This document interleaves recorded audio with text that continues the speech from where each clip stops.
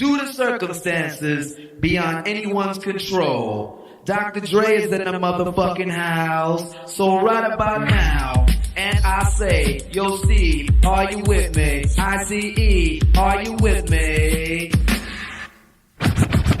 Here's a little something about a nigga like me that never should've let me buy a tape from Steve. Ice Cube would like to play dope shit mixed by Dr. Dre. Since I was a youth, I like Compton. Now I like the motherfucking Roadium. Buying a tape or two, that's what the hell I do. You don't like Tony A? Well, fuck you, this is a game, and I'm in it. Ice Cube will fuck you up in a minute with a right, left, right, making you sick. And then you see Tony A is on the mix.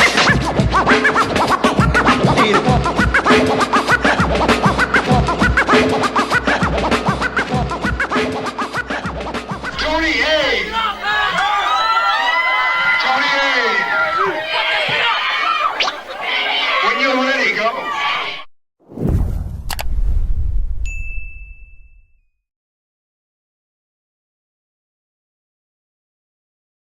Welcome back, everyone, to Roadium Radio, episode 323. And I want to thank everybody for tuning in tonight on this beautiful Wednesday evening.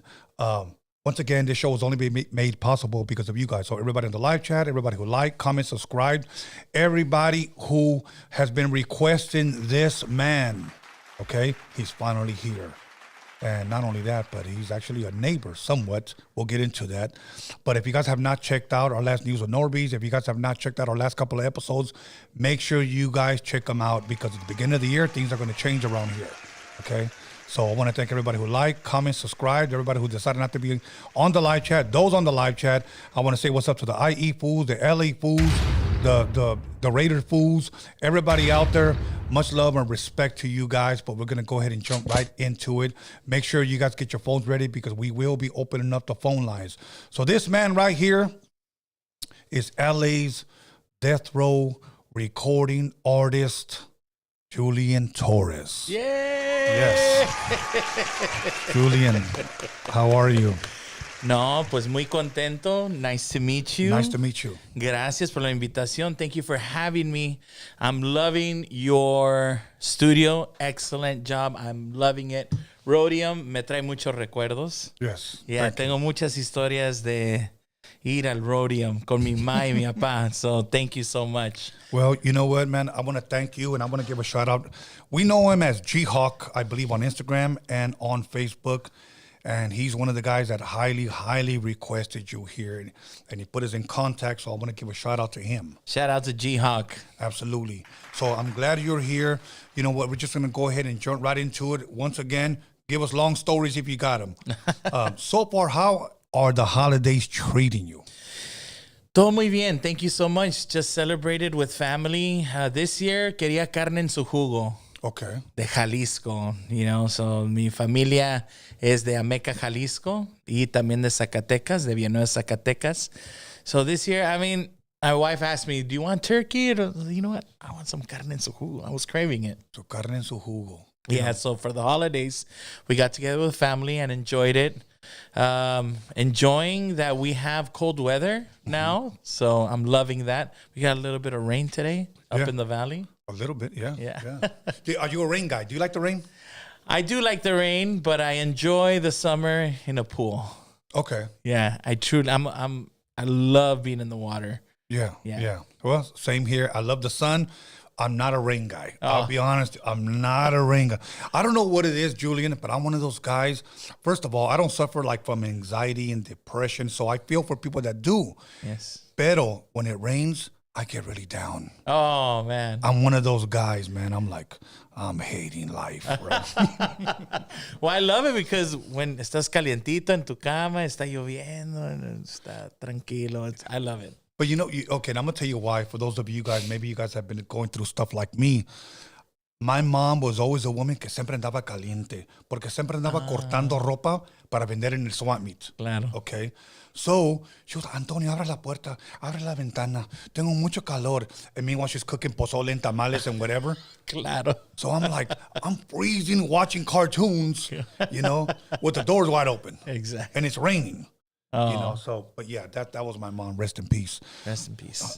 So now, as far as Christmas, what do you guys traditionally have in your home to eat? Tamales. Tamales. Tamales. Shout out to my sister, La Masita Fina. She is the tamale queen. Tamal queen, se puede decir. But that came about because of my mom. La tradición de la casa es, llega las Navidades, llega noviembre, y hacer tamales because they would always request it from her. Yes. So she took tamales once to a potluck, and then people started asking her, oh, can you make me a dozen? And she would always bring a dozen. Yeah. Then people started asking, ¿nos puede vender tamales? Yeah. So, extra cash, during the holidays, pues claro, empieza a hacer tamales. And then it started growing. Yes. Y ya nos ponía a nosotros a hacer tamales. Hey, shout out to everyone, a todas las tamaleras que dicen, Hey. o tamaleros, mis respetos. Respeto. It's a lot of work. Yes, it is. To make tamales, especially in bulk. But yeah, tamales o pozole. Pozole is amazing. Pozole. See, we need to start changing tamales name to Mexican power bars. Yeah. Yeah, definitely. So that's what they are to me. La verdad, porque yo me puedo comer como una docena, bro. Like, Sí. that's the bad thing. Like, I can eat a lot of them. Now, green or red, which ones are your favorites? Oh, green. Green. Sí. But I can only eat the red with pozole. Oh. So Wow. it's almost like I can't do the green with pozole. The Sí. greens by itself. Claro. Pero yeah, I like it with pozole. Pozole is amazing. For the people that don't like it, oh well. But pozole is amazing. You got to try it. If you haven't tried pozole, you're missing out. Okay, quick question. Pozole or menudo? Oh, es que el pozole es como para cena y el menudo es en la mañana cuando andas medio pasadito, ya despertando de la fiesta anterior. Hey. Un menudito. And I wasn't a big menudo guy. Uh-huh. Just when I got older and, I met my wife, went to Jalisco and el menudito y todo. And I tried it out and I was like, oh, fell in love. So I love both. Okay. Yeah, it has to be a different, different place of the day to have menudo and pozole. All good. So now let me ask this. Where originally are you from? Where did you grow up at? Well, grew up in the South Bay, cerquita de aquí, ¿verdad? Born in Hawthorne, and I grew up in the South Bay. My parents immigrated from Mexico and landed in Redondo Beach. They probably rented a place, Redondo Beach, and worked themselves to Hermosa Beach, then to Torrance, to behind Alpine Village. Alpine, yeah. Behind Alpine Village. Ya no existe. They closed it down now. Okay, so they closed down Alpine Village, but behind like these townhomes was a little community next to the railroad tracks. Y había un lugar, no sé si todavía existe, pero hay una compañía de café cerca de ahí. Oh, okay. So I remember when we would pass by the railroad tracks, you would get the hint of coffee beans. Mm-hmm. Just like coffee. Like this is before Starbucks. Yes. Before Coffee Bean. Before, I think it was probably like a Folgers company close by. Pero ahí crecimos in a duplex for a while, and that was during the time the movie La Bamba came out. Yes. And I remember I'm getting images of that because when the movie La Bamba came out, we went to go see it at the drive-in. The drive-in? Yeah, the drive-in. Some are still around. Some. Bueno, aquí había un drive-in. Oh, wow. I'm getting flashbacks. I don't know how this came out, but íbamos al drive-in. Había un drive-in where the 110 was at. And where I don't know if there's a Kmart there, like a little plaza that they built. But behind that was or next to it was like a drive-in. Yes. And my parents would go and all my cousins would go. Y mi mamá nos ponía una cobija. So that they would only pay two. Yes. We all done that. We all did. Y entramos así, for the kids. When you would go to a drive-in, you would go in and there was like a central little plaza where they sold food and where they had all the cameras to project on the walls. and then you would connect like a cable to your radio. Yes. And then you would turn it to the station where that movie was playing, and whatever sound you would get through the speakers, that's the movie. So you're watching the movie in your car. In your car stereo, yeah. Yeah, like the outdoor, what people call the outdoor, let's watch a movie in the outdoor. We did that when we were growing up. So that's my childhood, growing up in Torrance. Then we moved to Carson and Scottsdale. The Dale. Grew up there, went to Catskill Avenue. Catskill Avenue. And that's where my journey started as a musician, mariachi musician. Really? Okay. Yes. Okay. I want to touch on something that you said. I like that you said redondo and that you said hermosa. Sí. Because today we say redondo Claro. and hermosa. Hermosa. A lot of times we forget that these are Spanish names. Claro. You know, like como Montebello, Montebello. Claro. You know, Cerritos. Palos Verdes. Cerritos, yes. Palos Verdes, yeah, Palos Verdes. Palos Verdes. Or even when we say Los Angeles, how weird it sounds. Claro. Los Angeles. Los Angeles, yes. Los Angeles. Los Angeles, that's what we say. Igual como mi nombre, una vez me dijo, oh, what's your name? Me acuerdo quién. Oh, y como vi que él hablaba inglés, oh, Julian Torres. He said, no. How do you say your name? Right. How do you say it at home? Dije, oh, Julian Torres. That's your name. Julian. Dice, so don't say Julian, say Julian Torres. It sounds beautiful. Say it like that. Yeah, entonces siempre, yeah, and I catch myself sometimes. I catch myself, oh, what's your name, sir? I'm like, Julian Torres. Julian, yes. Julian yes. Torres. Okay, so you grew up in Scottsdale, in the Dale. Yes. In Carson. Now, most people that live in Scottsdale go to Carson High or Banning. Claro. Where did you go? San Pedro. Why? San Pedro, ¿cómo se dice? San Pedro Pirates. Yes. Bueno, mi mamá siempre ha sido an advocate, yes, you know, for her children, and always looking for the best spot, knowing that, well, at an early age, I was into performing arts. Entonces, she was looking for the schools with performing arts, magnet. Iba al PTA meetings. Oh, you have to take your kids to magnet schools. Yeah. You know, they get the better education, where you're focusing on what they're good at, you know. Yeah. Growing up as a gifted student, siempre ella estaba buscando lo mejor. Entonces, it was either San Pedro or Narbonne. Yes. Entonces, but no Banning and Carson. I mean, I don't know at that time, pero they were either really promoting Narbonne and San Pedro as the magnet high schools. Okay. Entonces, she said, well, I went to South Shores Elementary. Okay. I don't know if you guys know where South Shores is at. Yeah, I know where that's also close to San Pedro. Isn't that kind of like borderline Palos Verdes, San Pedro? Sí. And I went there because it was also performing arts magnet. Okay. Entonces, I think she said, well, dice magnet, pues llévalo, pero magnet in marine biology. I'm like, I'm not a marine biologist. Like, what's good? Pero como ella dijo, dice magnet.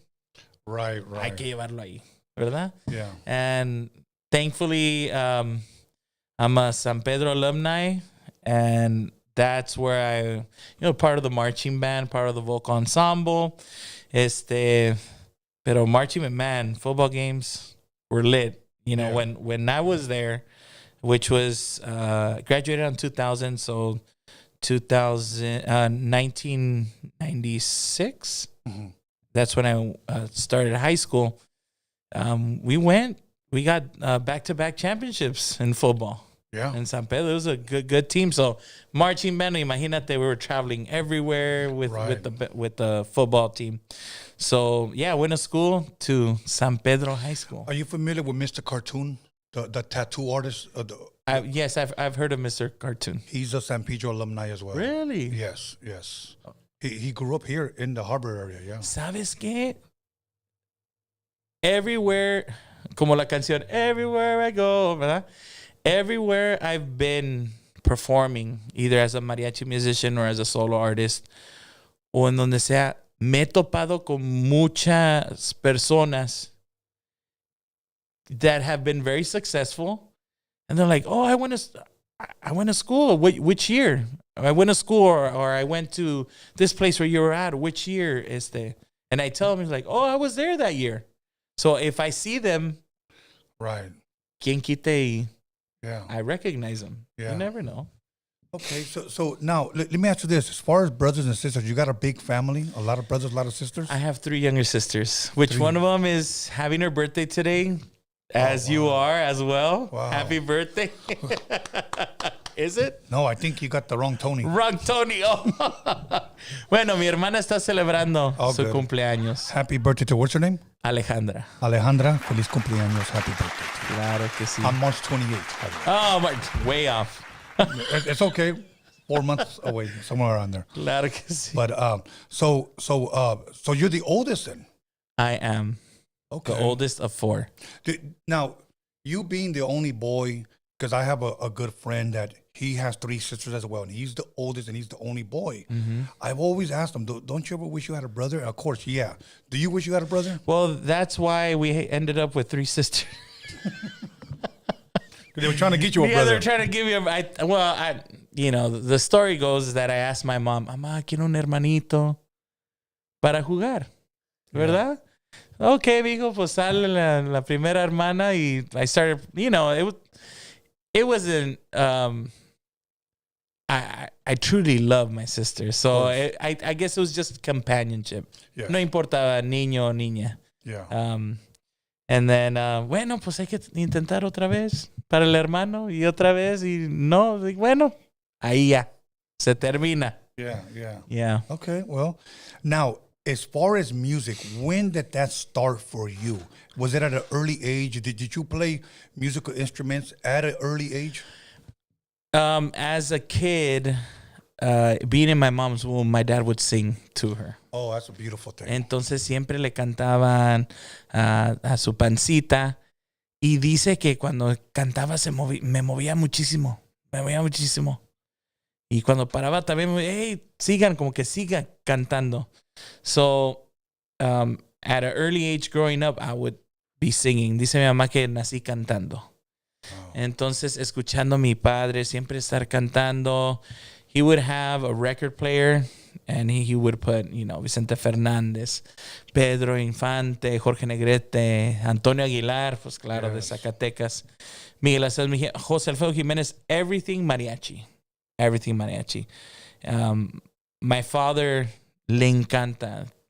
To this date, he still sings, and I think he's my most favorite voice I've ever heard. Wow. Growing up, he would always sing everywhere, and he says that in Zacatecas, cuando andaba a caballo, se iba arriendo las vacas y cante por horas, siempre andando cantando. And I remember here, during the summer, my mom would send me with my dad to work. Yeah. And I remember him having like a box of cassettes. Uh-huh. And then all of them were like pistas. And then some were like original, singers. Pero he would put it in and he would sing with the pistas while he was doing deliveries. So I thought everyone knew how to sing. Like everyone's dad. Like, oh, what does your dad do? Oh, he's a singer. He was like, right. Oh, what does your dad do? Oh, does he sing? He's like, no, he doesn't sing. He sings in the shower, but that's it. Entonces that was, I was always curious. I'm like, my dad is always singing. He's probably a singer. And then nos íbamos a Pico Rivera a ver la charrería. Y entonces los caballos, él cantando, él bien alegre. And so the love for music came from hearing him. Music always played in my house. Always full blast. Right. Mm-hmm. Did you at all play any musical instruments other than singing? No.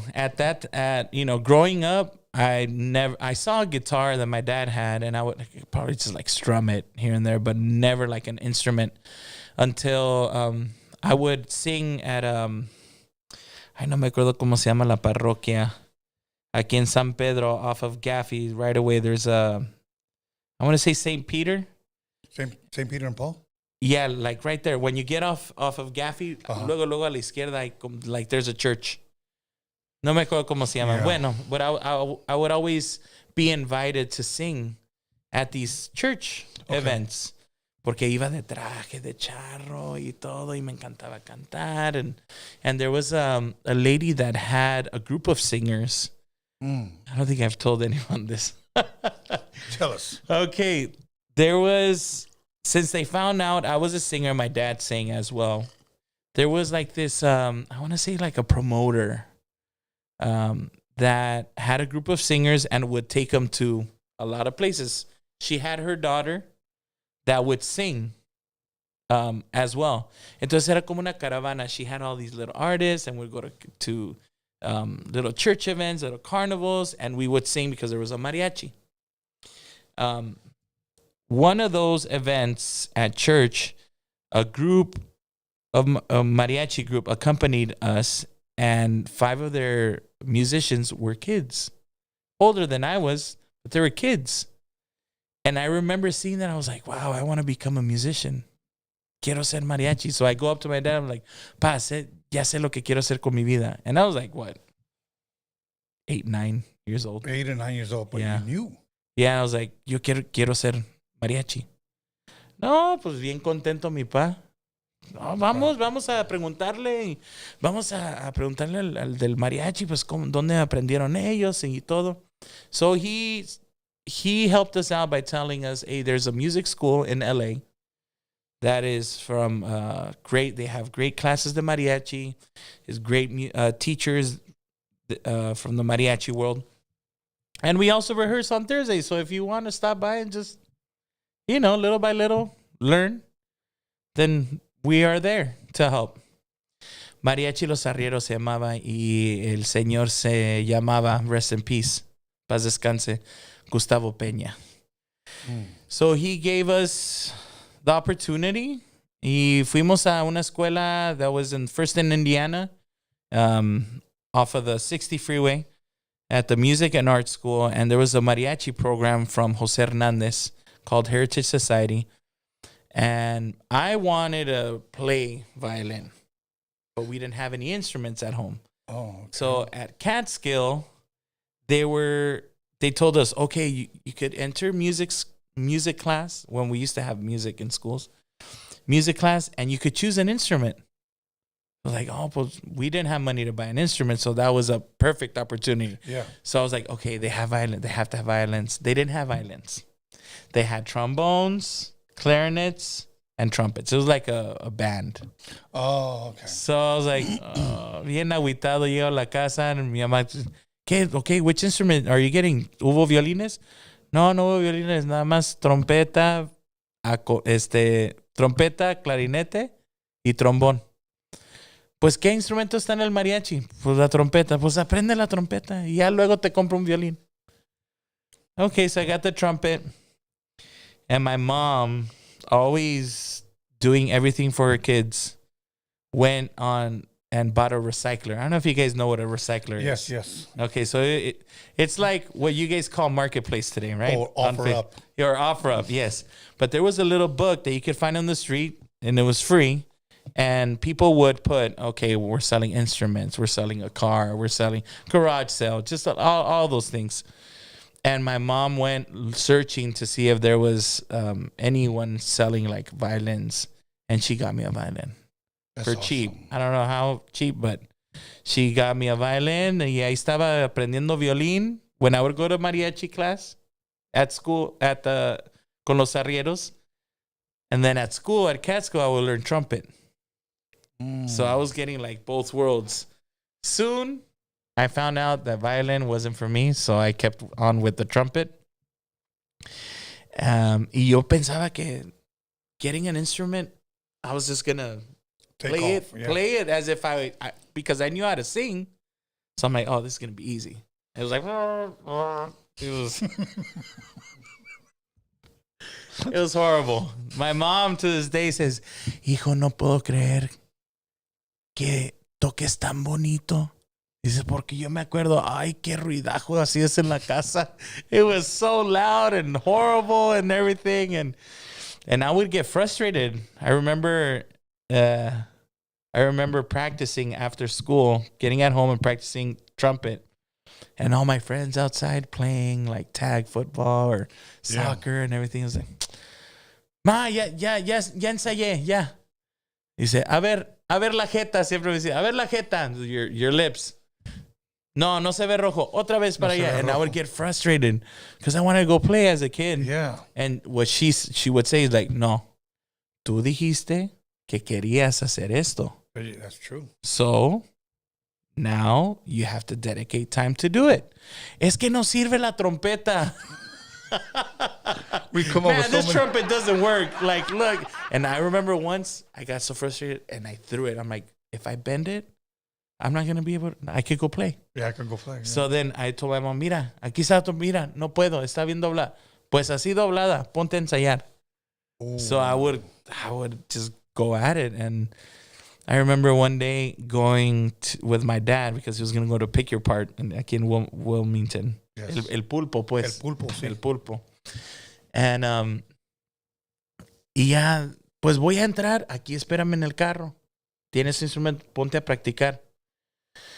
So he went in, and I got the trumpet, and I heard this album, Ana Gabriel, with Mariachi.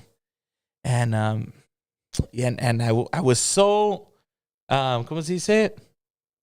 I was ready to learn that piece in the trumpet, and which it was like 3 notes. But I was like, no, I need to play this song. Para que vean que, I could play. Pues ahí me la pasé. I think my dad, se me hizo a mí corto el tiempo. And my dad ya llegó bien cansado. Ya hijo, ya agarré la parte. Y diga, pa, ya toqué una canción. Una canción, sí. A ver. Okay. And I pressed play for the cassette. Y era la canción de Ana Gabriel. And there was a part that goes, ta-ta-ta, ta-ta-ta. It's 3 notes. Oh. So then I was like, okay, it's coming up. Ta-ta-ta. But it wasn't that nice, but it was probably like whatever. And I played it, and my dad was like, "Oh, mijo, mira, si le sacas sonido." And I was so happy. And after that moment, I was like, "Okay, this is it. Ya le estoy sacando sonido. Let's practice more things." And I was so infatuated with playing a song on the horn.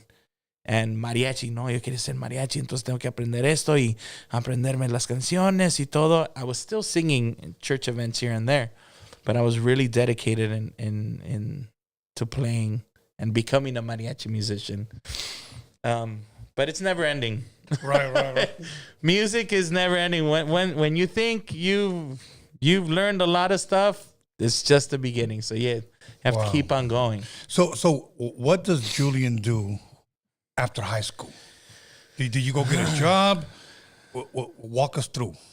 Well, all throughout, ever since performance here at the church, and that there's a video of this in San Pedro, I start singing, and they start throwing quarters at me while I'm singing. So I start picking up quarters. Y ya llega más hasta que me traen un vaso. So I put all my change in there.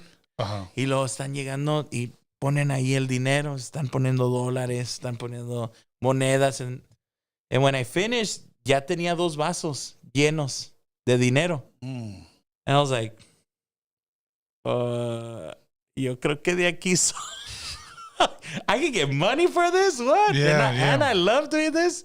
Amazing. So I think I've always been, performing and having money as through elementary, performing on stages.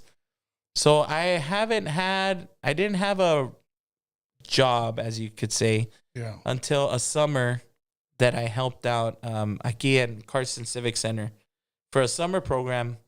And that's when I got what was it? Like $10 an hour or something, or $9 an hour. So I did that, pero cada fin de semana pues iba a los trabajos, a las chambas, lo que llamamos singing or performing, y pues ahí estás ganando. Well, back then it was like $30 per hour. Okay. So as a kid, you're like, $30? Heck yeah. Yeah, exactly. This is a lot of money. So after high school, I was already performing at a place called ya no existe. Se llamaba Camachos in City Walk. Oh, you know City Walk, yeah, of Yeah, course. on City Walk, I think now it's called Antojitos, or I don't remember how. Pero había un lugar que se llamaba Camachos, and they had a mariachi band there. So after high school, I would perform there every weekend, and pues ganábamos dinero, and I would go to college here at ¿cómo se llama? Aquí off of the 110, LA Harbor College. Harbor College. Harbor College. Yes. So that's where I started going to college, and throughout my college years, según yo, I wanted to try something other than music. Okay. So I was like, maybe not. I love architecture. Maybe I'll be an architect. Right. Or maybe I'll be a business engineer or an engineer or something. So I would always take like different courses. And I remember my the counselor would be like, why don't you take any like music classes, like college music courses? No, I'm okay. Like I'm good in the music part. I'm performing here and there. I don't need a class, según yo, ¿verdad? Yeah. So I was really focused on becoming something other than, because I thought tengo que ser bueno para otras cosas. Yeah. So I tried out architecture. It was cool, but to me it was boring. Okay. Because it wasn't interesting. You have to do what? And so it just became complicated for me to study that. Then I moved on to like business economics. I went in there and sí, me interesó un poco, but I was like, I was always thinking about music, qué canción me voy a aprender, cuál voy a, to do that. So then I finally listened to my counselor and I took a jazz course. Okay. And in the jazz course, I was like, so like, no me aburría. I was just like learning. This was like my stuff. And I also took like a vocal class, and that was fun. So I quickly found out that it had to be music. Okay. And at that time I knew, well, I'm gonna make it big, so I don't need. Why am I here in college? Like I just want to perform. Did you, in your minds, like obviously what you said, I'm gonna make it big. Did you just say that just to be like sarcastic with yourself, or were you like really serious? No, I knew yo voy a ser cantante algún día. This is gonna be my life, like performing. Yeah. Nothing against school. Of course. School is amazing, and you go in there and you learn a lot about yourself, and my hat's off to people that have finished. But at that time I was like, no, I want to be performing. Like, yo quiero estar cantando, quiero estar tocando música. I want to just focus on that. Right. And before that, I was in a group, like a show group, and we would be at the Civic Center, Pasadena Civic Center, San Gabriel Mission. They have like a theater there, so big performances. Yeah. So that's when I saw like big names, like in the mariachi world, Mariachi Vargas, Mariachi Los Camperos. I was able to see Miguel Aceves Mejia, Lucha Villa, Lola Beltrán, the greats on stage. So I was enamored with that, the performances. So I was like, that's what I want to do. So how can I get there? Because that's truly what I want to be. And in high school, I had a teacher también, paz descanse. Cómo me hacía enojar. Because he was like, you play trumpet, but I think you need to focus on your voice. Like, why are you here playing trumpet? I think you should just like focus on singing. Like, you go to an opera, you can go to Europe and study, or to New York. You have a gift. Like, pursue singing. Yeah. Pero I wanted to be the best mariachi trumpet player and singer of all time. Oh, wow. So then I was truly focused on being the best trumpet player. Yes. And now I would say to myself, I'm going to show him that no, trumpet is my forte. But he was right. Okay. I I hold my own playing trumpet, but I know singing is my thing. Like a solo singer, like being on stage, and he was right. Do you well, let me ask you this before I ask you my question. Did you ever have a vocal coach? Well, at that school, there was a vocal coach, Heriberto Molina. Su sobrenombre era El Cura. And he was the voice of Mariachi Vargas for like 30, 40 years. And I took some courses with him. But prior to that, I went to a summer program at Cal State LA. My mom always searching for things for me to do. Se me dice, hijo, es que no eras mal niño, eras inquieto. Like I had to have you soccer, baseball, basketball, swimming lessons because you're nonstop. You have to keep on, keep you doing something. Yeah. Porque si no haces vagancias. So took me to a summer course and a summer camp for performing arts, and they had vocal classes, music classes, drama, and dance. Okay. So singing and drama, it goes hand in hand. So I said, okay, let me take some singing classes, and I took some drama classes. And I learned so much from that summer. We had, I can't remember the professor's name, but there was a professor and she had a pianist. So you would have to bring a song that you were going to sing that day. Yeah. Or if you were chosen, you would sing that day. And the beginning was stretching, was doing vocal exercises, getting your voice strong and learning different ways to use your voice. Then after, it was a performance of it. And she was involved in stage performance as well. So there was a lot of people that would just sing the song, holding the, either the mic or just holding the paper. And she would say, no, you have to come prepared. You have to know that song. Yeah, like not read it, but know it. You have to know it because you're just bringing music. And this part of the class, I'm helping you perform this song. So I learned so much from her. And then add the drama class where I remember the first day, she's like, you guys are going to act like animals now. I was like, oh, this is weird. All right, be a giraffe. And so things like that. So andamos moviéndonos, and it was just weird at times. All right, now you're going to be a frog, so we're going to leap. And I think all that helped me in just opening up. Like not being shy. Is that what you think it is? Because there was this one guy that came here and he said he went to an acting class and he said like act like a cat, like a mad cat. Sí. And he's over here going, and I'm like, I can't do that shit, bro. Yeah. I said, I can't do that shit. See, I think it's really getting you outside of your comfort zone. Yeah. So that when you're performing it in front of other people, pues como que ya no te molesta tanto. You know, it doesn't bother you as much. I learned a lot from there too. Did a little bit of Shakespeare and so that summer was really helped me. So now my question is, do you recommend like all singers, like up and coming singers, to get a vocal coach? Oh yeah. Okay. Yes. At least, I mean, yes, it's like any sport.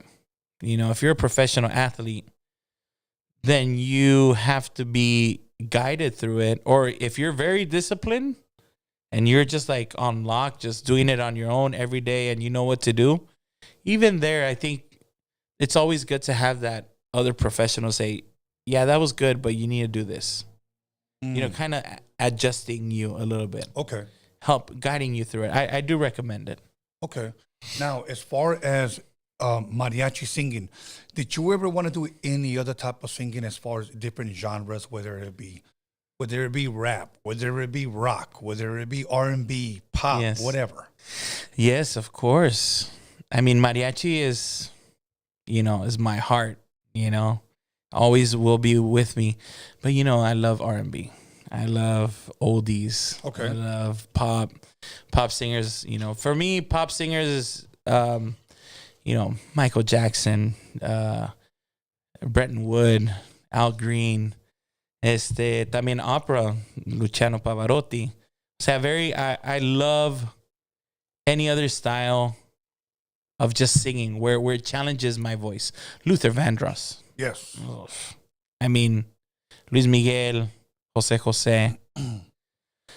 Rocío Dúrcal. There's a lot of great pop singers, R&B también, boleros, a lot of trios, a lot of oldie songs también. So yeah. Any other? I mean, big band, Frank Sinatra. Yeah. I'm huge. I'm a huge fan of Frank Sinatra, Nat King Cole. Okay. Yeah, okay. Entonces, You know who I became a big fan of? It was in the late 90s when Luis Miguel dropped 3 albums que se llamaba Romance, where he redid boleros. Oh, yeah. Oh, man, those were fucking amazing, bro. Yes. The first one that got me, because my father was watching TV, and then La Media Vuelta came on, the remake that he made. Mm-hmm. And when I heard that trumpet come in the very beginning, I stopped and I was like, wait, ¿qué fue eso, you know? Yeah. And then when he started singing, yeah, amazing. I just said, okay, I gotta get that. See, there's a lot of boleros. I'm a, ¿cómo se dice? Music junkie. Yeah. And I don't know if you guys remember Tower Records. Of course. También había otro. There's Music Plus, there's Tower Records, Sam Goody's, Warehouse. The Warehouse. Yes. I remember going in there every, I don't know, Friday after school. And I would just close my eyes and choose an album out of nowhere. And I would look at it. Okay. I would take it home and just listen. No importa lo que era. Si era big band, Duke Ellington, Count Basie, if it was Andrea Bocelli, if it was Wynton Marsalis, if it was... I feel like I'm well-rounded. También, I grew up in the South Bay, and I had a lot of friends that would listen to rap. Yeah. So Snoop Dogg, Dr. Dre, también Cypress Hill. Yes. Muchos de esa época, which at times, to be honest, I was like, damn, there's a lot of bad words in this music. Yes. I wasn't able to listen to that at home, but when I would go with my friends, I mean, I would listen to Morrissey, the Doors también. Big fan of the Doors. Toda la música that I felt was like, I can't take this at home. I can't listen to this at home. You know, this is like underground stuff for me. But then later on, I found out we were going cleaning my dad's garage, and I found like an Eagles album, the Eagles album, Clearwater album. Yeah. I also found other. I'm like, "Pa, ¿de quiénes son?" It's like, "Oh, hijo, esos son míos." And I was like, "What?" Yeah. It's just like it astonished me, but then again, I felt like, "Oh, cool. I am your son." Right. Porque he's well-rounded as well. Aparte de Vicente Fernández, pues también Clearance Water. Yeah. You know? Now, has your whole life, has your father been instrumental in your career? Yes. Because it sounds like you guys are pretty close. Yes. And the reason why I bring that up, and honestly, I want to say this, and I hope other fathers are listening, because I meet a lot of sons and a lot of fathers that are not close with their sons at all. Yeah. And that hurts me because now my father was a hard worker, very, very hard worker, pero le gustaba tomar. He just drank all the time. But my father taught me a lot of things without saying, mira, mijo, te voy a enseñar, like, look, son, I'm going to show you. He never did that. He would just do it, and I would watch. And then he would say, do you know how to do it? And I was like, yeah, okay, then do it. Then I would go ahead and do it. Like, he would set up a projector, an old school projector, and he would put a bed sheet on the wall. And the projector, he would shine the light. So it would be movie night with the family, and he would make popcorn in the pan and pass it around to all of us.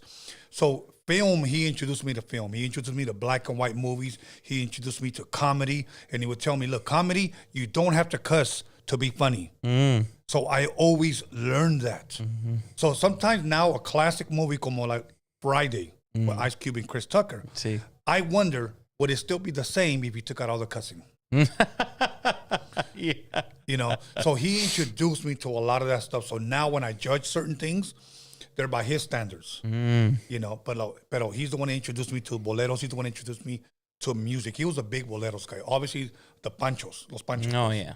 He was a big fan of those. So he's the one that introduced me to music in general, you know. But like I remember one time my manager was over, and we were working on a mixtape. This was 1988. Ooh. Okay. My manager would bring it's called a Tascam Porta 1 4-track. And we were working on a mixtape, and I had big speakers que alguien se las robó de una iglesia y me las vendió. Somebody stole them from a church and sold them to me. I was in a big church, guy, so okay, cool, $100. Yeah. But they had bass. So un día, my dad was so mad because we were bumping it in the room. He comes and me toca. Boom, boom, boom, boom. And he said, dile a ese maldito chino, because, you know, you're Mexican, everybody's a chino. Of course. You know, que le baje el boom, to turn down the boom. Okay. And I was like, okay.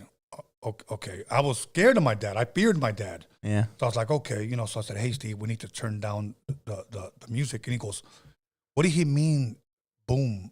You know, and I go, que le bajes el boom, turn down the bass. And he goes, his wheels started spinning. So he goes home, Steve, he calls me up. He goes, hey, I got the name for our new mixtape.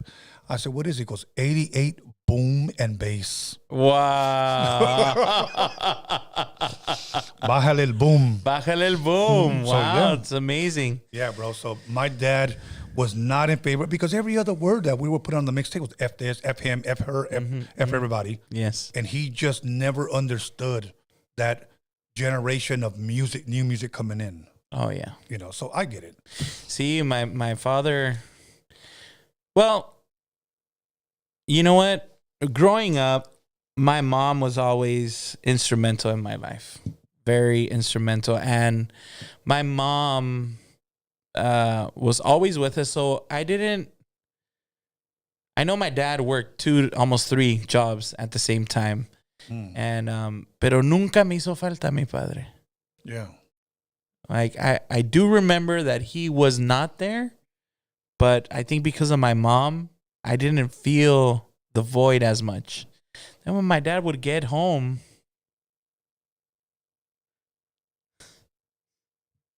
sorry. It's okay, my bro. Take your time. My dad would get home and he would hacía un chiflidito. And I knew he was getting home, so it was like really nice to see him home, always happy. And now as an adult, Yes. As an adult, we don't realize a lot of. As a kid, we don't realize a lot of things. But as you get older, como tú dices, you know, your dad was a drinker, but he was a hard worker. So what I think about that is like, you know, he was probably numbing the tiredness. That's exactly what it was. And me being as an adult now, understanding. Cuando, como decimos, cuando tú le estás chingando 2, 3 trabajos and you get home and you have that beer, yeah, or whatever it is, you're like, it's like, okay, déjame ayudarme de que estoy cansado. And he had 10 kids. Oh, I can't imagine. Entonces, my dad, I commend him for this because he would get home con una sonrisa. He knew, like, okay, I'm getting home and I'm going to have my dinner and relax y todo eso. Entonces, he was not there, but he was always there. Yes, yes. Now, I remember growing up as an adolescent, you know, como ya creciendo, I remember going to baseball and turning around, and it was like an important game. And I turn around and I see all these parents there. And my mom is there. But my dad's not there. And I see all these dads. And I don't know what got into me, but I got so mad at my dad. And when he got home, like, Pa, ¿por qué no estuviste ahí? Like, it was an important, something important. And you weren't there. And now that I think back on that, I'm like, oh, qué malagradecido. Like, he worked 3 jobs. Wow. It's not like he couldn't you know, take it off. You know, he was, you know, you're trying as an adult. Now, you know, tenemos que pagar esto, tenemos que hacer esto. O sea, take care of my kids and everything. So I can't take a day off, you know, y yo reclamarle. So a lot of instances like that. But he has always been a happy person. Como tú dices, we all, being in a Mexican household, we all, I think, fear our parents. Like when they give you that look, you know. No te tienen que pegar. You get that look, ya valió. yeah, exactly. So I grew up with that, pero gracias a Dios, it was at times, ¿cómo dice? Hard love. Yes, you know, they told us, ¿sabes qué? Ponte a hacer esto, tienes que hacer lo otro. You know, a lot of stuff that as kids we're like, oh, I don't want to do anything. I want to have fun. I want, you know, but now as we're growing up and we understand a lot of things that our parents probably most of the time won't tell you what they had to go through. Absolutely. You know, and that's, yo los aprecio siempre a mis padres, you know, also uncles, aunts that were around, padrinos, padrinas, cousins, you know, thankfully, they were also part of the help of just being there. And los quiero muchísimo a mis primos, a mis tíos, a mis padrinos. Yes. Because they really help, you know, they really help. I want to ask you something pertaining to the music. When it comes to recording, do you remember the very first time you recorded yourself and then you heard your voice? And what did you think? Woo, you're taking me down memory lane. I had a cassette player, the ones that recorded. Okay. I still have one. Yeah. And I think my parents still have like some cassettes of mine. Porque yo tenía una guitarra. And when I had that recording, it was like a red button and the play button. And now that I'm trying to think back, what did I record? Estaba en la tele, estaba una novela. Did you sing Burrito Sabanero? No. It was a Ricardo Montaner song. It was like, and I remember, aquí estamos viendo la novela, and I'm narrating what's happening. And then I was waiting for that song.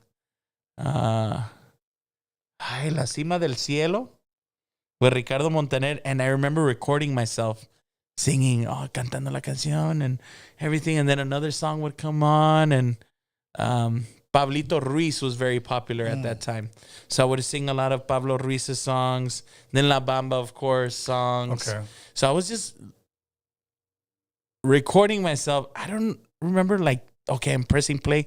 Okay, como se escucha. But that was my first recording of myself. I remember that. It was like a small little radio. So you press rewind.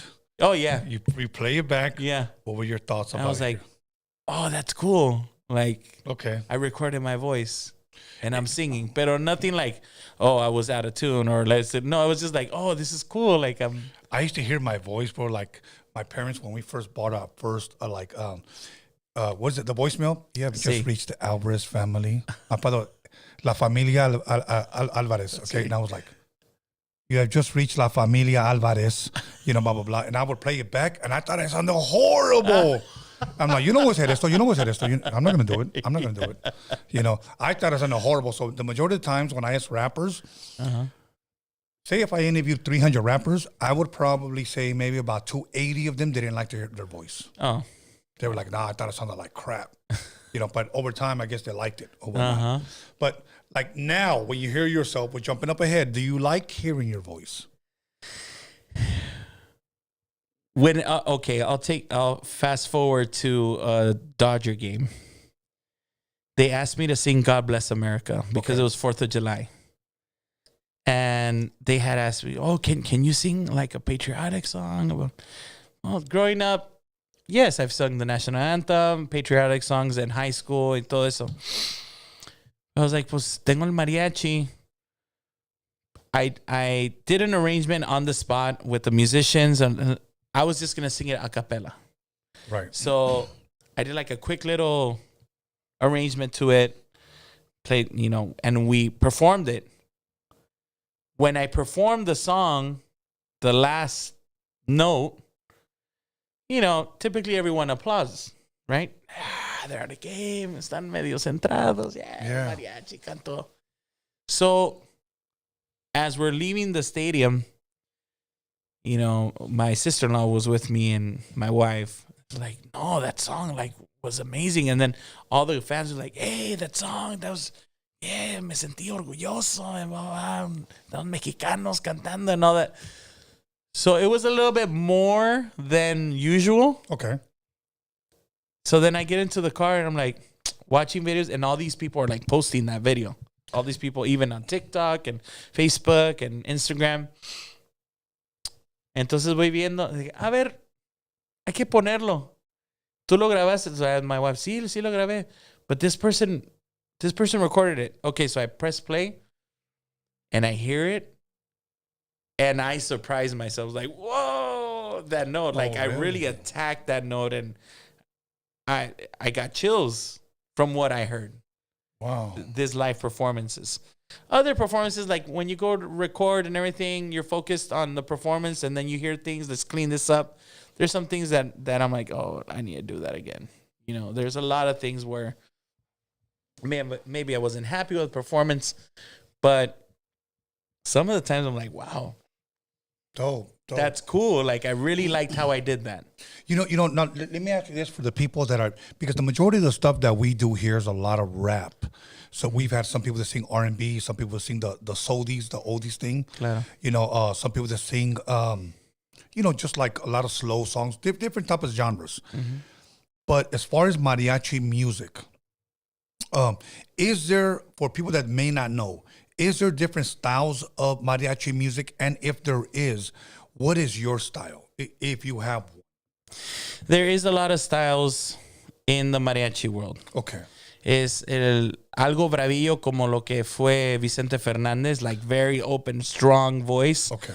To Javier Solís, which was like a butter voice, like very warm voice.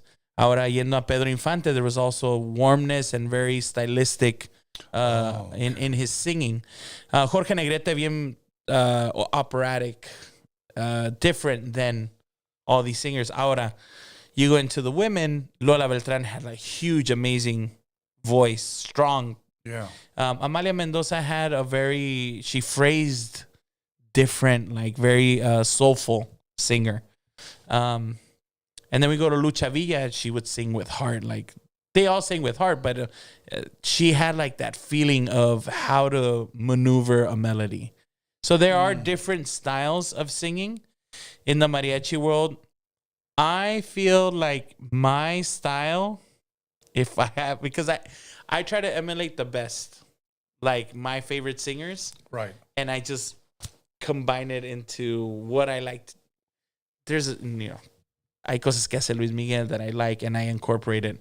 Hay cosas que hace Javier Solís, and I incorporate Miguel Aceves Mejía, Jose Alfredo Jimenez. There's things that they do, and I incorporate it in my voice when I sing a song. Like, doesn't Juan Gabriel have some mariachi stuff? También, Juan Gabriel I'm a huge Juan Gabriel fan. Same. He's an amazing composer as well, but he also had that style, very improvisation style. Entonces, I try to emulate all that and put it into one. I feel like I do have a style. I'm able to sing a bravillo. I feel like I am versatile. Yes. I could sing bravillo. I could sing boleros. I could sing falsete. Falsete is like when you're kind of yodeling, the yodeling that you hear in a huapango. And just the feel for it, I think of so many years of experience, I'm able to maneuver all those styles. I mean, to the best of my ability.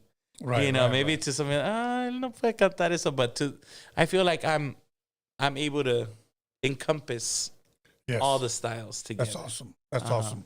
Now, let's talk a little bit about or maybe a lot of it. Did growing up and you wanting to fulfill this dream of yours to become a mariachi singer, were you guys ever shopping for a deal?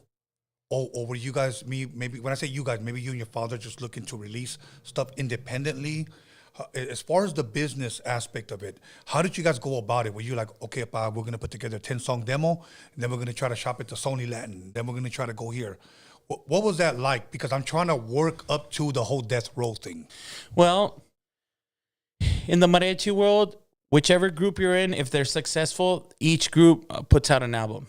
But like independently. Independent, okay. Where, you know, back in the day, they sold CDs Yes. and stuff like that. So as I started my solo career after being a mariachi, I began to think of an album.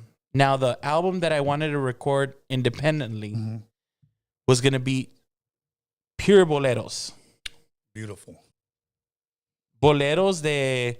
I mean, I know Luis Miguel brought out like romance and pero bolero mexicano. Okay. Bolero ranchero. Lo que cantaba Javier Solís, lo que cantaba Pedro Infante, but all those boleros that I like to perform in the mariachi style. So that was one of the ideas of the album. Then I said, well, let's just create an album, a traditional album, Época de Oro, independently. Yeah. I was very, what is the word they said? I was very, it was an ambitious thought because I had never taken the reins of producing it myself. Oh, okay. So meaning being an executive producer. Yes. And it's a lot of money that's being invested. Absolutely. Down to engineers, co-producers, musicians, down to studio time, gas, you know, lunch, food for, everything. O sea, hay tanto que se invierte. There's a lot of investment. So I was thinking of a 10-track album. Well, I only got to 3 because the money ran out. Yes. And I wish people would pay attention to that because it's true. When you try to do it yourself, I mean, unless you're going to go the cheap route and pay somebody $25 per beat, well, you're just going to stay at the swap meet. Exactly. So I got connected with a person that really helped me out and started doing that. And then for some reason, my mind was set on, I have to release it because then I'm not going to be relevant. Like I was very naive about it. Right. About the business side? About the business side of it. Yeah. I thought, you know, I'm already performing here, getting some spots here and there as a soloist. So what's the next step? An album. So that people know I'm becoming a soloist. Yes. I'm doing this. So, so I got into this, what are the horse races where I'm just like, tunnel vision. Yeah, tunnel vision into it. But not really thinking about that business aspect of it. Yeah, that's the tough part because there's been plenty of time because, like, again, I've always worked with labels or artists that were signed to labels. They took care of all the budget, so the money thing wasn't an issue. But when you go independently, it's a whole new ballgame. That's what made me leave the industry was the whole business side of it, man. I just said, I'm going to go get me a job. And that's what I did. So. Yeah, so after that, I was like, I have to do a album release, but it was like boom, boom, boom, boom, like back to back. For some reason, I wanted to do it now, and my wife was like, "I don't like it. Doesn't make sense." Pero I'm like, no, you know, you're not believing in me. Like that's the idea that I had. Yeah. But she was actually does believe in me, but she was like, this doesn't make sense. Like the numbers. Yeah. It doesn't make sense to do it. What's going on? Why do you want to do it now? Like why are you hurrying this up? Well, no, fast forward, I do it and I get into a huge hole because then I started pulling money from, I got, loans and putting money into it. And I mean, if I would have had the knowledge that I have now, things would have went a lot smoother. I wouldn't have released anything. Okay. I would have waited.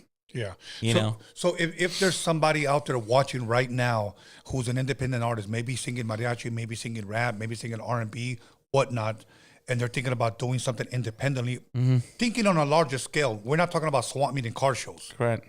What type of advice would you give them right now? You know what? Do some research. There's a lot of people that are willing to help, but do a lot of research on your own. Complete your vision. If that takes 10 years or that takes a year, but if you have the funds to do it, really make each dollar work for you. You know, so the advice that I would tell myself in that time is just wait, shop around, see what's out there, and really write everything down.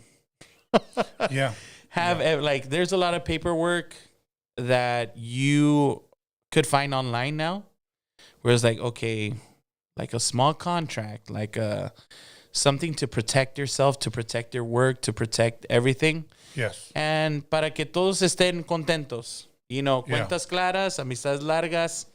And also so that you're happy with the product. Absolutely. Yeah. You know, because you're putting your name on it.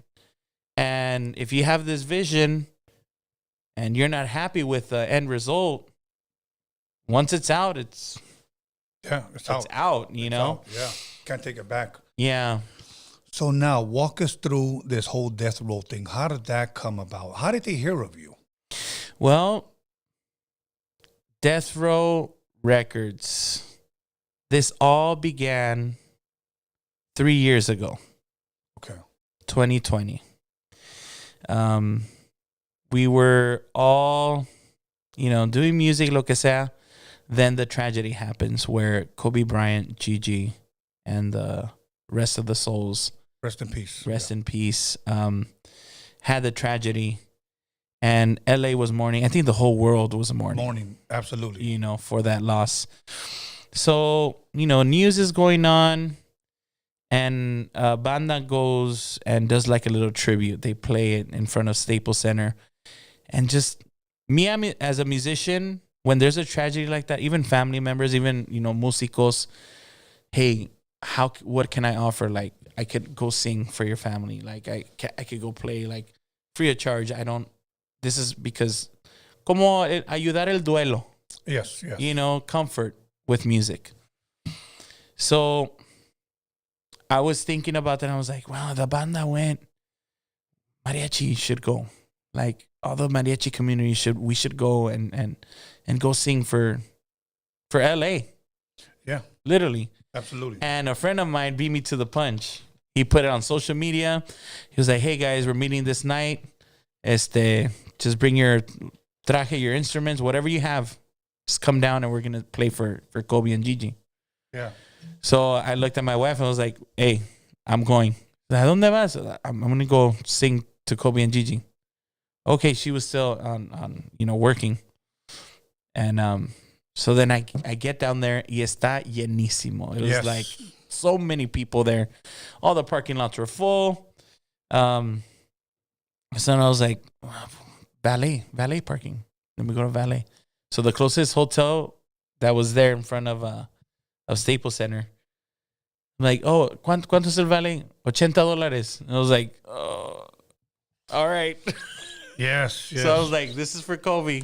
Let's go. But it's ridiculous price. Yeah, bro. so then I get there, and then I see all my other fellow musicians, friends, and people that I don't know, but there are musicians. And we're there, and when we all get there, in the split of you know, you close your eyes, I open my eyes, and all these lights and cameras were right in front of us. Immediately, like that? Así, rapidísimo. So then, we're like, oh, what are we going to play? Well, la primera canción, pues, para Mamba, La Culebra. So we play El Son de la Culebra. Tan, tan, tan, tan, tan, tan. So we play that. And then people like didn't applaud. Some people applaud. Like it was just like weird because they were mourning and maybe they didn't know if that was, respectful or appropriate. Okay. Porque enfrente estaba la foto de Kobe y Gigi. Yeah. Like literally like in front of us. And so then we're like, pues cuál otra? And the guy that sent out the message was close to the Juan Gabriel family. So he was like, pues hay que cantar Amor Eterno. He looked at me, he's like, you want to sing the song? I was like, no, tú cántala. Because he's also a singer. And he's like, no, yo canto la primera parte y tú cantas la segunda. Yeah. Okay. So we started singing Amor Eterno. And we finished, and we played other two songs, like Puño de Tierra, and then I remember Son de la Negra, something like that. And then we just stopped, because it was like, it's fiesta, it's just to commemorate. Terminamos, ya nos vamos a casa, and a friend of mine is like, hey, we're going viral on Twitter. And we're like, what? He's like, yeah, they posted a video, like, it's going viral because I see the number, and literally you could see the numbers just like turning like going up. Wow, the beauty of social media. Social media, like all around the world, and the comments and everything. And ya terminamos. That happens, and then it's all COVID hits, right? All that happened, the pandemic. And then throughout that time, I remember putting up some, like going crazy at home. And I put a video of me singing to the song from Snoop Dogg. Beautiful, I just want you to know you're my favorite. That one, I'm dancing and I'm enjoying it, feeling the vibes. And I posted, and I remember getting a like from Snoop Dogg. And I was like, oh, that's cool. Really? Like, I saw Snoop and y todo eso, and I think he sent me a message like, oh, thank you for the support or algo así, and I was like freaking out. Fast forward to that 2023 to commemorate Kobe and Gigi. I was on the fence of reposting the video, and I reposted it and put my name and then I get a message from Fred Rec, Instagram message. Yeah. And I'm like, who's Fred Rec? Like, I don't know who this is. Is this spam? Like, what is this, right? So then I look into his Instagram, and I see pictures of him with Britney Spears, with Eminem, with Dr. Dre, Snoop Dogg, The Doors, Paul McCartney. And I'm checking, like, is this propped in? Did he crop himself into this, or... And he started sending me messages. Hey, I love your rendition. I'm so happy. I found you. Finally, I found you. And I was like, oh, I want to record Amor Eterno. I was like, oh, you want to record me singing Amor Eterno? He's like, yeah. Can we do that? Is that possible? I'm like, yeah. He's like, because I heard you and I love your rendition of Amor Eterno. I was like, okay, well, but how much is this going to cost me? Right. Because knowing what it costs for a studio, he's asking me to record it. Are you putting some money? I'm like, are you going to pay me to record this? He's like, nah, man, I ain't going to pay you. You should pay me. And I was like, no, but honestly, how much is this going to cost me? Like, no, we'll record it because we need a studio. And he was like, I got the studio. We'll record it here at Snoop Dogg's. And I was like, Snoop Dogg? Yeah, Snoop Dogg studio. And then I was like, this is weird. I don't even know if this is real or not. Right. And I was like, well, okay. What day? Yeah, we fixed the date. So I started calling people. I didn't tell them what it was for. Hey, can you record Amor Eterno this date? Most people weren't able. They had work or OX. So then I finally get musicians. And as a mariachi musician, since you're paying it independently, well, you want to put all the musicians in a row, go in, knock it out, and get out of there. Right. Because time is money. So then I get there, and he's like, and they're chilling in front of the, in the studio, and Were you still a little iffy? Like, okay, what are we gonna do? No, but entrando, you see all these pictures and Snoop Dogg, and it looks like a spaceship as you're walking in. There's pictures of Star Wars, Darth Vader, and then Star Trek, and all these pictures of just all these artists, and he has a mural of all these rappers, and I'm like, dang, is this for real? Am I really here? Yeah. This is bonkers. So then I go in, and he's like, hey, how are you, Mr. Torres? I'm like, hey, how are you, Mr. Rec? Well, sit down, how are you? So I sit down, and I knew musicians were coming in. So then I'm getting calls, and like, hey, is it here? It's like, yeah, just, walk up to the gate, and then they'll open it. Okay, so they're walking in, and each musician that walks in, they're like, starstruck. They're like, oh, we're here. Yeah. So then we start recording, and we knock it out. And I think Fred was like, wow, that was fast. I'm like, yeah, this, that's how we work, in and out. Yeah. So then the next day, I was going to record vocals. Okay, so everything, you guys just did the acoustics and we just laid down. We just tracked everything. Okay, and he engineered it? Yeah, he was there, and they have a house engineer as well. But he was there. He was engineering it, and so then we finish, and he's like, "Oh, this is amazing. We're excited." And okay, see you tomorrow to lay down the vocals, because we did like una guía, like just a raw, like a dummy track. Yeah, dummy track, just to have there of my vocals. So then I come in, and I say hi to security guard. And there's a lady like in like a room in the middle of the hallway, and I'm like, hola, muchos. She looked like she could speak Spanish. Right. I was like, hola, buenos días. Hola, ¿cómo estás? So he responded. I walk in, oh, tengan buen día. And I walk in, and as you walk in, you see the, all the pictures and all the memorabilia, and then you see Boss Lady Entertainment on the side, and you go into the studio. And right after that, the security comes in. He's like, hey, sorry to bother you guys. Your session, I normally don't do this, but Boss Lady wants to meet your boy. I was like, boss, okay. He's like, yeah, send her in. Yeah, let her in. So in comes this lady that I said hi to. Hola. Well, hola, mucho gusto. And after, there's a lady's voice saying, I was wondering who said hola to my friend. And in walks a lady with like the most beautiful, she has a beautiful smile. And she's like, oh, how are you, Fred? How's everything? And who is this? It's like, oh, this is my mariachi singer, my mariachi artist. Oh, mariachi? He's like, yeah, oh, okay. Nice to meet you.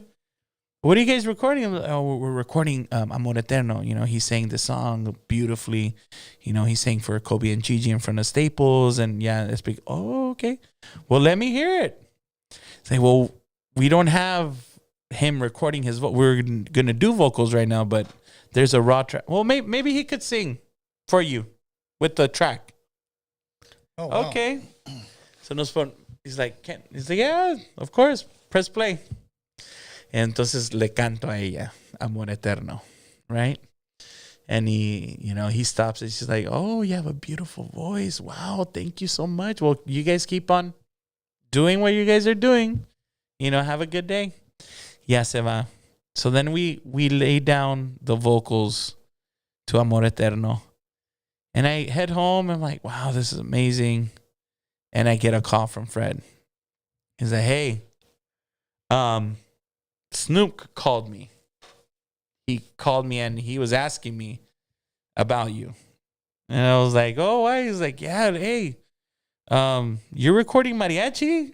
Like, Fred, what's going on? You don't have any hip hop to record or what's?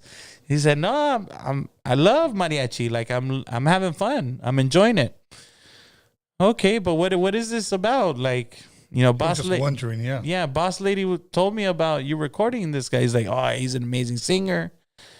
And well, let me hear it. He's like, well, it's not done yet. Like, we just barely laid down the vocals, and I don't want to show it to you yet. Okay. well, what do you want to do with it? Like, what's the deal? Well, I don't know. We're just recording Amor Eterno and that's it. He's like, you want to record an album or what? It was like, well, you need money and you need to pay the musicians to do an album. It's like, okay, like how many tracks? Like a full album, like 10 tracks? Or like, well, yeah, if you want. It's like, well, let's do 5 tracks. So, well, we already recorded 1, so let's make it 6. Yeah. Okay. Death Row Records. Recording Mariachi. All right, cuz, let's do it. He was like, and that's what he said. So, and I was just like trying to process everything. He's like, so do you have any original songs? I was like, yeah. During the pandemic, I started writing songs. Yes. In the mariachi style. And yeah, I have some songs there. Okay, we'll get them ready because we're gonna record. When can you start? I was like, well, whenever you want. I just need to get the musicians ready to go. Okay. And that's how it happened. Oh, so who was Boss Lady? Boss Lady, if no one knows Boss Lady Entertainment, she is Snoop's wife. Yes. So I met Snoop's wife without even knowing. Yeah, that it was her. She's like, oh, that's Snoop's wife. I was like, whoa. Okay. But I was still like, okay, we're just going to record Amor Eterno and right. That's it. Okay, now I'm sure you have. Did you ever play your music in front of Snoop and when he was there? Not in front of Snoop, no. Okay. I think Fred showed it to him. Okay. Yeah, and Fred definitely showed him the tracks, and he said he was excited about it, and he really loved it. And he's like, well, we have to have like a banger at the beginning. Like, it has to be like something good, Because we had thought about covers. Yeah. I'm like, it's good to have some covers so that people relate to it and then listen to the originals. Yes. So we did Tragos Amargos, Ramon Ayala. We did Amor Eterno, of course, Juan Gabriel.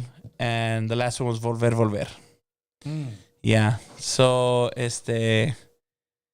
we did that. And then he was like, okay, what are the other 3? And I was like, well, it has to be like a son, like bravillo, something alegre.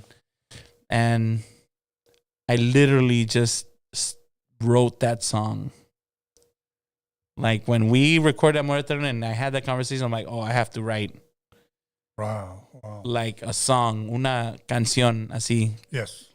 And I wrote that song. And then after that, he's like, okay, what's going to be the next one? And I had written a song being inspired by Natalia Lafourcade. She's an artist and she brought out an album called Hasta la Raíz with like traditional sounds, instruments, and she truly inspired me to begin writing. And I thought, pues, tengo 35 años tocando música de mariachi, cantando. I think I could write a mariachi song. What am I going to write first? Algo que cante Chente. Algo así, una por tu maldito amor, like something like acá entre nos kind of song. Algo que se tome un tequila. Yes. Yeah, something like that. I like tequila. So I started writing a song thinking of how he would sing this song. And I wrote a straight up ranchera. And I remember posting that video during the pandemic, the first part of the video, and tagging Vicente Fernandez. And he put like on that video on Instagram. And I was like, oh my God. Knowing what I know about the industry, it was probably his team that put like or something like that. And people were like, no, dude, he has to approve. Like if you're putting like on something, he has to approve it. So he probably saw it and heard it. Wow. So then I put the second part to it and he liked that part as well. Descansa en paz. Absolutely. Vicente Fernandez. So that was, I knew that if I ever did an album, that was the song that was going to be on it. And prior to the whole Death Row Records, I was already producing independently an album myself, and I was going to put that song there. But, Fast forward and How has being on Death Row Records really changed or helped or boost your career? tremendously. Because now, and I noticed it when I would go to Dodger Stadium to sing, and now with you, Julian Torres, with mariachi, whatever mariachi was accompanying me, or my mariachi sensontle. So it was like, because, they knew who I was and everything. But when I send in the new, and now help us welcome LA's very own Death Row Records recording artist, people were like, woo. And you see people like, what? Yeah. It turns heads. How many times have you sang at Dodger Stadium? 3 years full of performances. 3 years? Well, not. I mean, Yes, in the I know. 3 seasons. Let's give him a hand clap, bro, because that deserves everything. Yeah. Wow. Yeah. So it has helped tremendously. There's so many blessings that I've had all through my life, right?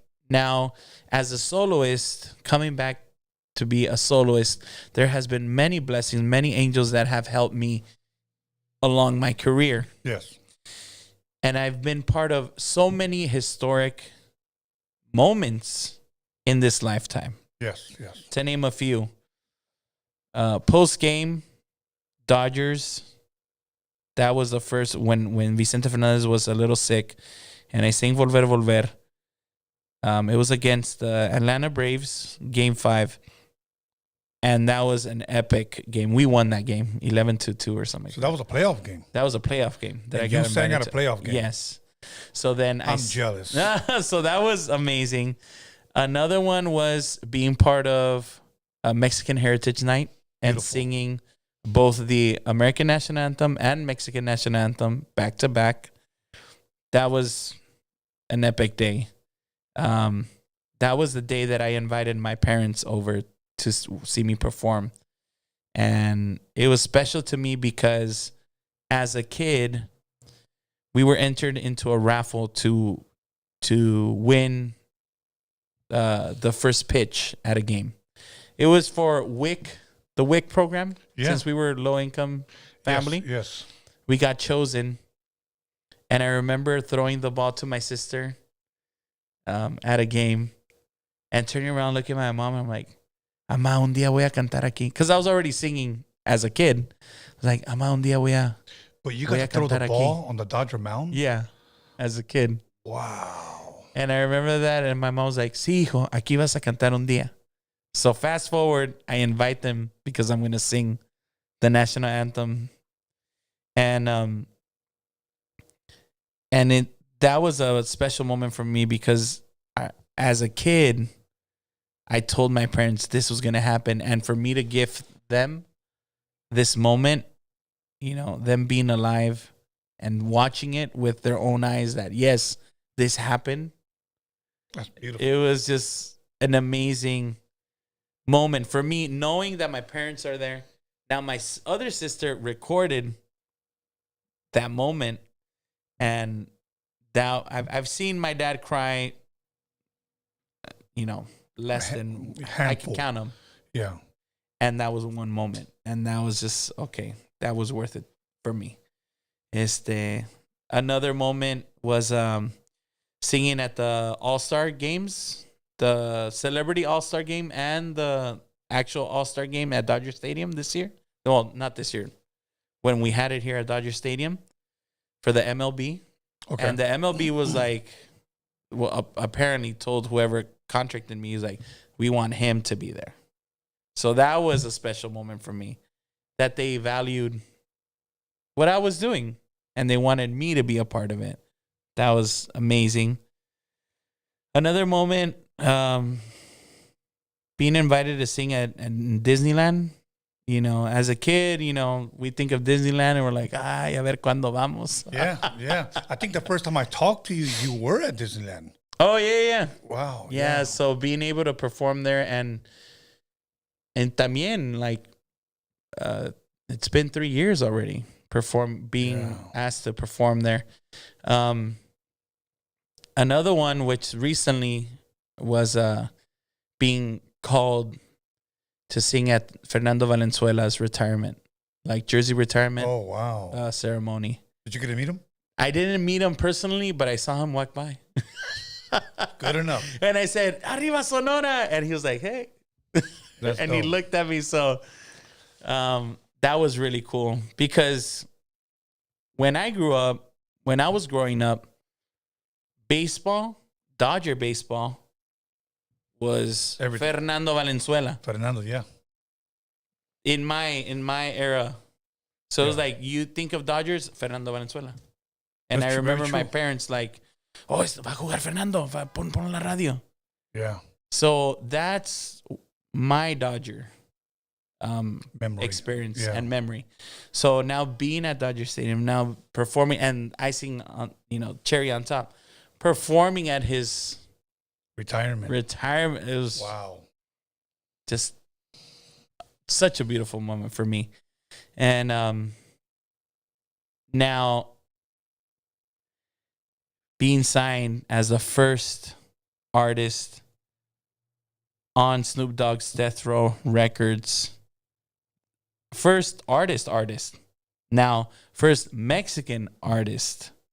Mariachi Mexican artist. It's there. And it's history. And it's... Absolutely, it's history because he signed the Mexican mariachi, not a Mexican rapper. Yeah. Did you guys hear that? Yeah. Yeah, no, that's a beautiful thing. So he could have gone so many ways. He could have, he could have not even done anything with it. Yeah. He would be like, "Oh, okay, Fred. Okay, cool. That's nice." Or is any of that stuff out right now? Yes, for people, already. What about visuals? Do you have any visuals for Yes. So the album is out now on all digital platforms, your favorite digital platforms. You could listen to the full album. You can also go to Death Row Records YouTube channel, and the music video is there. So this music video is also very special because you mentioned the movie Friday a while back. And the co-creator of the movie Friday also directed this music video, DJ Pooh. No. Yes. Really? So he is the same reaction you're giving me. I gave them. It's like, who's directing your music video, right? And I'm like, "I don't know, Frederick. I don't know anyone here. This is your world." He's like, "Oh, it's DJ Pooh." And I didn't know who DJ Pooh was. He's like, "You know that movie, Friday?" I was like, "Oh, yeah. Yeah, my mama gave me that chain." That guy. That guy. He's the co-creator of Friday, and he's here. So then I look at him, I was like, "Oh my God, you're right. Yeah. That's him." He's like, "Yeah." And we had Ballet Folklorico there, a full mariachi band. Go check. It's a really special music video. And everyone that was involved there, everyone that was involved in the making of the music video is just a special. What was the name character. of the song that you guys did? La Fiesta de mi Pueblo. La Fiesta de mi Pueblo. La Fiesta de mi Pueblo. Directed by DJ Pooh. Yes. Wow. I'm going to have to go check that out. Yeah, check it out. It's really nice. And the inspiration of that was like, there was a lot of, it's weird to call him my partner, but he is my partner in the music business, Fred Reck. Mm-hmm. But Mr. Reck, he was like, showing me the inspirations. Like, look, I like how this music video looks, and look at this, and there's a music video of Guadalajara with Elvis Presley singing Guadalajara. How did he sing? Guadalajara. And you see it and all the colors, and there's a mariachi there and everything. And he's like, "Dude, that would be so amazing if we could do that." I'm like, "Well, that would be amazing." And this music video, you have to see it to believe it. The colors, todo el mariachi, how they moved everything. Like when you're on set and you're there for quite a time. Yeah. And they're moving all these cameras here, y lo para arriba, para abajo, y de al lado, and okay, let's do it again. And you're thinking, okay, how is this gonna play out? Yeah. Like how are these little tweaks? How is this going to happen? I'm curious to see, and I'm excited to see what's going to happen. Yeah. And you go see it. Well, you guys have to go check it out because it's... Ultimately, how did you like it? Oh, I loved it. Awesome. I loved it. Like, everyone that you see there is very important. So the way everything looks. Yes. And the way that we created, because I had artistic creativity on that as well. It's a hit. Like, I'm so proud of it and so proud to be part of the team. That's the beautiful thing, Yeah. man. Congratulations, man. Gracias. Congratulations. Alice, let's put the number up. We got about 15 minutes. We're going to take calls. If anybody wants to call in and talk to Julian Torres and ask him whatever you guys want, you guys can call in. And like I said, we got about 15 minutes. We had a lot to share. There was a lot that I needed to ask him, and I'm glad we got it all out. So if there's anybody that wants to call in and talk to LA's death row recording artist, Julian Torres, it is time to do it now. Yes. Okay, cool. So the number is up, and let's see who's going to be the first caller. We got about 15 minutes before we cut out, and it's time for me to go inside and eat. Claro que sí. But other than that, okay, 2023 is pretty much over. We got one more month. Can we expect anything 2023 in the next month, or are we looking at next year? With Death Row Records? With Death Row Records, Julian, or maybe something independently. What does 2024 look like for Julian? Well, I'm manifesting a lot of performances. Okay. This year, I did a performance called Mexico Vive. Okay. Which is, you hear all kinds of... I have a set list of, obviously, our songs. Yeah. Y también lo tradicional. Some Chente songs, some Antonio Aguilar songs, Juan Gabriel songs. So I want to do more performances in 2024. This year, this month, coming up in December... I have a performance at Downtown Disney on a new stage. They just built a new stage. So next month. On the, I want to say the 6th, which is Wednesday. Yeah, which is next week. Yeah, next week. So we're going to be there singing from 6 till 10. This is a quartet, Mariachi Sensontle. And I have so much fun there. So if you're in the Anaheim area, Downtown Disney, come by and say hello. Now, after that, I have a lot of private events, like corporate events, that they've invited me to. But I've been producing at home, and I know Christmas is coming along.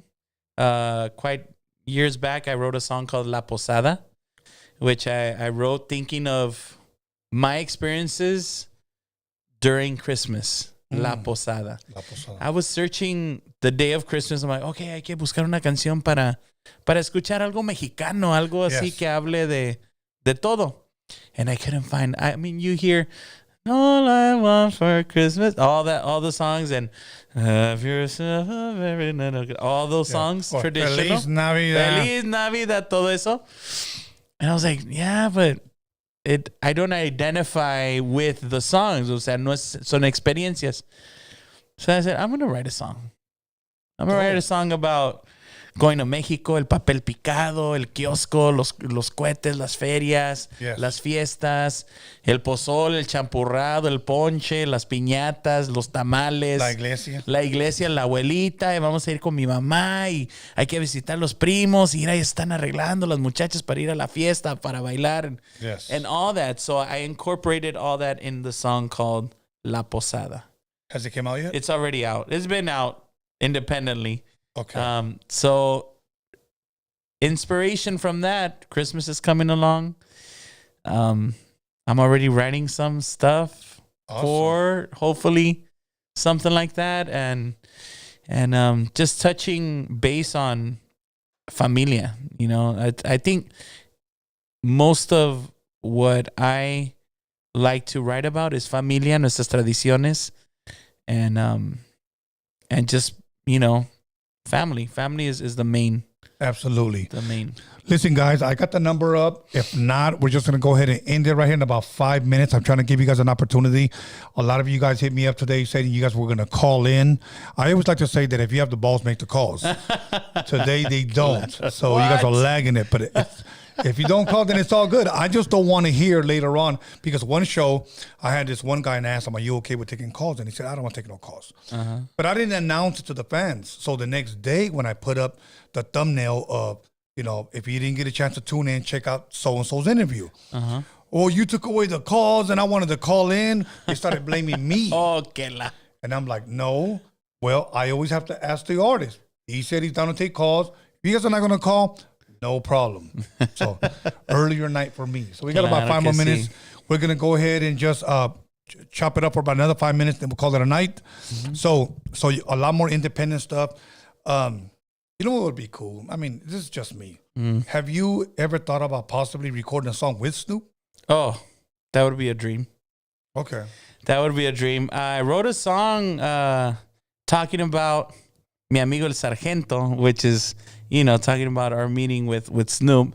I had originally wrote it about my dog, Sergeant, and it was a love letter to Sergeant that had rest in peace, talking about him. Pero we kind of modified it to talk about Snoop and just our meeting and how he's such a... First time I met him was through FaceTime. Okay. You know, he was talking to Fred through FaceTime and I was on the side and he immediately, I guess I caught his eye and he was like, hey, is that Julian? Is that Julian right there? I was like, oh, hey, sir, how are you? How are you? How are you, Julian? I'm like, oh, I'm excellent. I'm ready to go. Ready for this. He's like, yeah, I like that energy. So that was amazing. When he hung up, he was like, Fred was like, he knows your name. I was like, whoa, yeah, that's amazing. Then we had a interview in Despierta America. And he was going to appear or not appear. And he appeared. So he was there at the Despierta America interview. And that was the first time I actually saw him in the flesh, in person. And he's tall. Yeah. Yes, I mean, I was like, oh, yo estoy bien chaparro. But he's tall. He's very sweet, very respectful, and said hi to everyone. Saludó a todos. And they were talking to him in Spanish. He's like, oh, vamos a hablar de eso. Oh, sorry, I need to translate. He's like, no, I understand everything you're saying. I understand. Y empezó a hablar poquito español and everything. I was like, whoa. Well, not only has he been in the business a long time, but he also grew up in the hood. Claro. So he's really cool. And it's been more times that I've seen him in person, interact with his family, and he's just the nicest. There's some energy about people that you're like, oh, it's a little off, right? Yes. But with him, it's just the sweetest, the nicest. I'm sure he has his own character, right? Of course. You know, if he's down to business. But overall, all my interactions with him have been really nice. That's good. That's a really, really good thing. Mm-hmm. That's what I'm glad you brought up the whole energy thing, because one thing that I do want to change in my life, even though I'm an older man now, there's been people that I've met in my life that I couldn't put my finger on. I'm like, I don't know what it is about this guy, but it just rubs me the wrong way. He smiles at me. He's always laughing. He's always hugging me. Yeah. But there's something about him. Yeah. Let me tell you something. When you guys get that, run. It's true. It is true because, I mean, there were people that would warn me about certain individuals. Like, hey, bro, keep cool with that guy. That guy seems so nice. Yeah. Seems so nice. And he goes like, you sure? Like, I mean, there is something that I can't figure out just yet. Yeah. But, and then when that side comes out, then you like, wow, I was right. Yeah. You know. Yeah, but I'm glad you truly, truly felt that, because there's some people that I have genuinely met and it felt like I've known them for a long time. There's a connection there. Yes. And then there's people you're like, oh, okay. Yeah. Yeah. I'll wave at you from across the street. Exactly. Yeah. You know. Julian, you know what? I want to thank you for giving me the opportunity to sit down with you and to conversate with you and to be able to ask you questions, man. I truly, truly appreciate you coming down. If there's anything I didn't ask you, anything that maybe you want to promote, anything else, now is the time. Or if not, you can give your shout outs and we'll call it a night. Well, thank you so much for the invite. And thank you. But, I want to say his tag correctly. Is G-Hawk? G-Hawk. That's what we know him as, Instagram and Facebook. Thank you to that. Thank you. I want to say thank you to everyone that has been promoting and has been supporting my career since day one, since I was a little kid. A toda la familia, a todos los amigos. Yes. Everything that I have achieved, it's 41 years in the making. Absolutely. And it's 41 years of people helping me out. Hey, people placing me in a position, people saying my name when I'm not even there. Yes. Putting your name in the hat, that is very important. People that are sharing all the posts, that are putting that are putting comments. Thank you so much. Thank you to all those people, because without you, I love what I do. And I think I would just be singing at my home because I love it so much. But having the opportunity to reach more people is because of you. So thank you so much, because of people like you that also give me an opportunity to speak my truth, to talk about my journey. And that means a lot to me. So thank you so much. Absolutely. Thank Gracias. you. You're very, very welcome.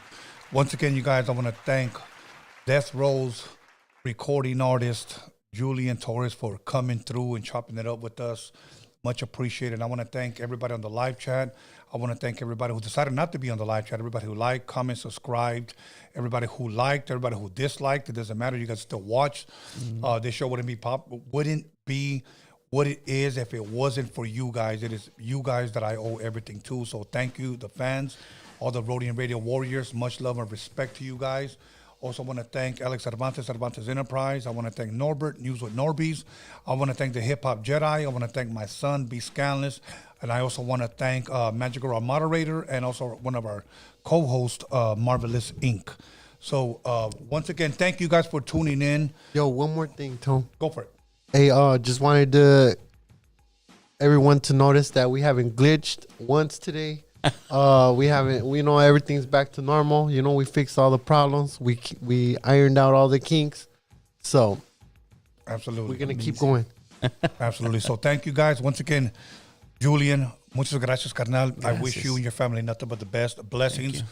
I hope you guys have a beautiful, beautiful Christmas. Oh, likewise. A lot of people like to say happy holidays. I don't do that. I'll say, have a beautiful Thanksgiving, have a beautiful Christmas. Yeah, Tony, but I don't want to offend anybody. You didn't have any problem telling me happy Halloween, but now we say, happy holidays. Merry Christmas, you guys. See you guys here Sunday. We're out. Thank you. Thank you.